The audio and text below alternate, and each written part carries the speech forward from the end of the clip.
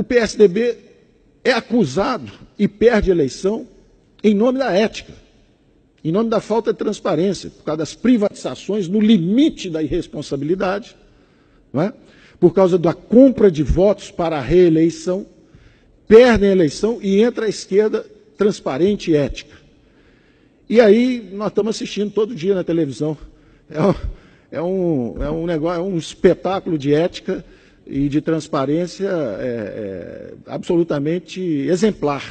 Um exemplo para as novas gerações, para as futuras gerações, está sendo acompanhado no mundo inteiro como o símbolo da nossa transparência e ética, principalmente da esquerda do PT.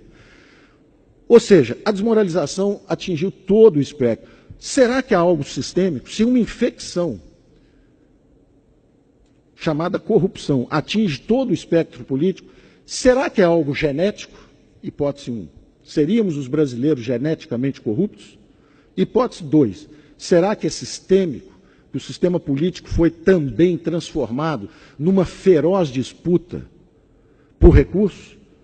Se 40% do PIB são repartidos pela grande agência central, o governo comanda hoje 40% do PIB, será que isso não deforma, isso não corrompe a estrutura política? Vale tudo, qualquer acordo, desde que se coloque a mão em 40% do PIB? E que tipo de exemplos isso transmite para a sociedade? Opção 1, se você é jovem, estude bastante, 3, 4 anos no curso superior, depois faça uma pós-graduação, depois trabalhe mais 5, 10 anos, quem sabe um dia você será alguém nesse mercado globalizado com 50 milhões de desempregados. Opção 2, passe um verde e amarelo na cara, jogue meia dúzia de pedras em nome do impeachment, seja eleito prefeito de Nova Iguaçu, o Lindbergh, lá no Rio de Janeiro. Não termine sequer seu curso de Direito e será um jovem simpático, rico brevemente, porque a profissão é rentável, e um exemplo para a juventude do mundo inteiro. Esses exemplos estão se transformando, estão sendo dados em todos os setores. Esse é o da política. No campo, opção 1, trabalhe bastante, se é um jovem simples e humilde, faça um curso técnico, vá estudar alguma coisa de agronegócio, e quem sabe um dia você será alguém. Opção 2, receba uma camiseta do MST, um caminhão-pipa, participe de uma passeata, jogue 3 pedras no laboratório da Aracruz e será alguém. Você vai ter dinheiro garantido, esses 40% do PIB estão sendo aplicados no Brasil inteiro, já há universidade rural, ensinando luta de classe, etc. Esses exemplos estão se reproduzindo.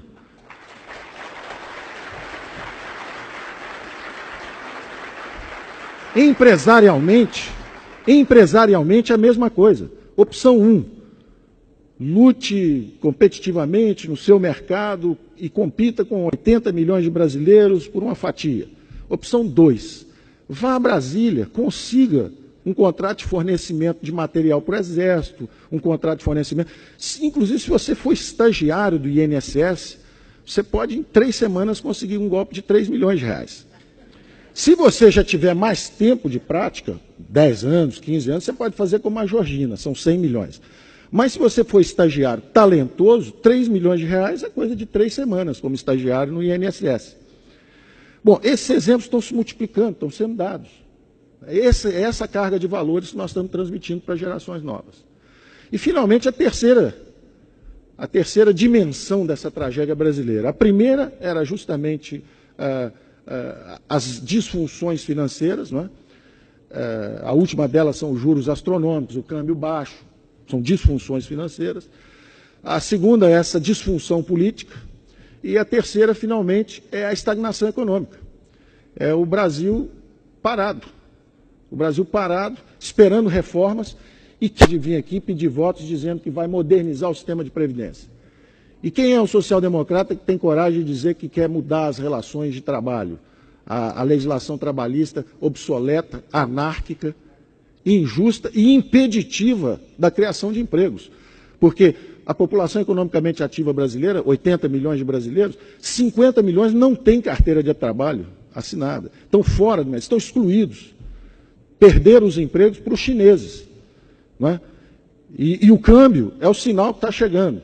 O que a China, o que a Índia estão mandando de sinal para nós através desse sistema de mercados internacional e globalizado, é a seguinte informação: vocês têm um pouco de minério, sente em cima disso, e geladeira, sapato, isso deixa que a gente faça para vocês.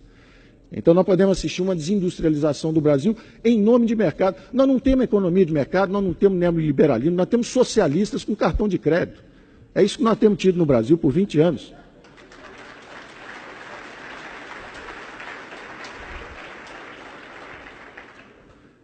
E hoje, o desafio da estagnação econômica é o seguinte: você tem uma bola de ferro na perna direita, que é excesso de impostos, a bola de ferro na esquerda, juros elevados.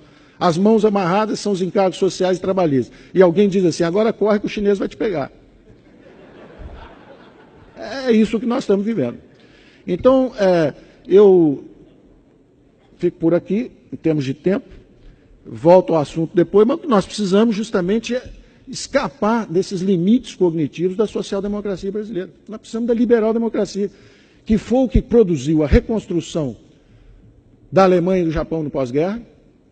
Na Alemanha, o caso clássico do Ludwig Erhard, sendo atacado e combatido a cada medida, quando liberou os preços, quando fez a reforma trabalhista, quando mexeu na lei salarial. Cada medida era fustigada, moção de desconfiança. Por quem? Pela social-democracia, o SPD. E depois que o milagre é feito, ele é exibido em vitrines socialistas. É sempre assim. Quer dizer, tem o Ludwig Erhard, 10 anos, conserta a Alemanha e projeta para cima. Aí entra o Willy Brandt e a social-democracia e exibem os produtos da reforma liberal em vitrines sociais-democratas, porque a reforma é tão poderosa que você pode exibir por 15, 20 anos antes de dar problema de novo. É o exemplo atual do Chile, onde as reformas liberais foram implementadas e agora oscilam, né, revezam-se no poder partidos sociais-democratas, socialistas, etc. Não há problema, porque a máquina funciona, serve para todo mundo consegue operar. A reconstrução não pode ser coincidência se há uma reconstrução de duas economias que são hoje a segunda e a terceira maiores economias do mundo, Japão e Alemanha. O Japão com Ludwig Erhard, a Alemanha com Ludwig Erhard, o Japão com o Partido Liberal Democrata, até hoje no poder. Não pode ser coincidência se você faz, desde pequenos países, como, na verdade, cidades-estados, como Hong Kong, Singapura, e ao mesmo tempo funciona num país de dimensão continental, como hoje estão tentando se modernizar, China, Rússia, Índia, etc. Não pode ser coincidência se a reestruturação econômica das economias anglo-saxãs, Estados Unidos de Reagan, Inglaterra de Thatcher, estavam descendo, Estados Unidos perdendo a competição para os japoneses, início dos anos 80, e a Inglaterra, depois do trabalhismo, desaparecendo, correndo o risco de perder uma guerra com a Argentina, imagine, o problema dramático deles, né?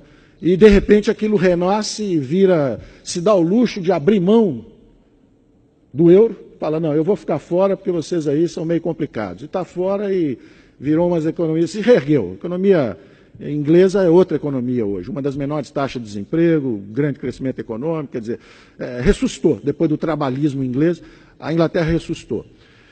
São exemplos demasiadamente claros, recentes, históricos, para serem ignorados. Não é coincidência.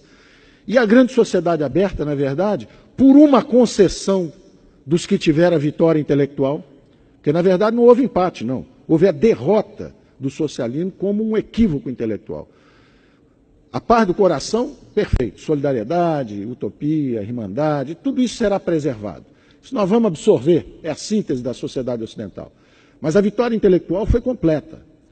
Democracia, economias de mercado e a ação social descentralizada do Estado. Essa é a grande síntese. Tem lugar para o socialista? Tem. Vem cá, nos ajuda aqui no programa Voucher para os estudantes que precisam de oportunidade nas escolas.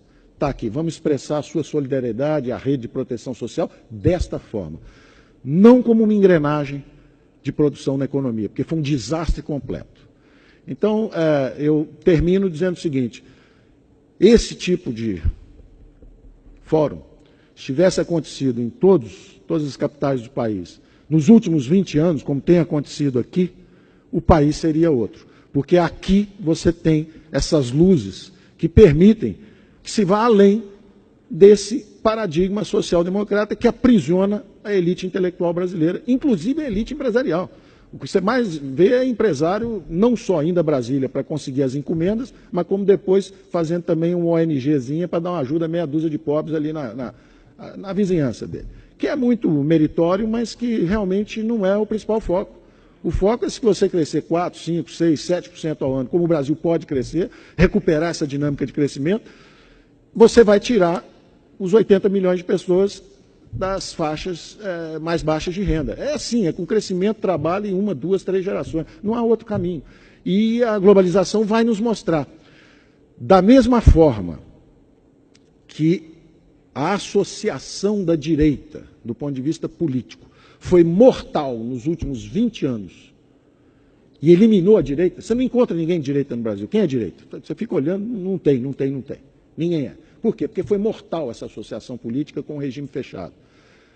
Vai haver um problema na esquerda agora, que é o seguinte: ser social-democrata, em meio a uma onda de globalização, vai extingui-los como espécie.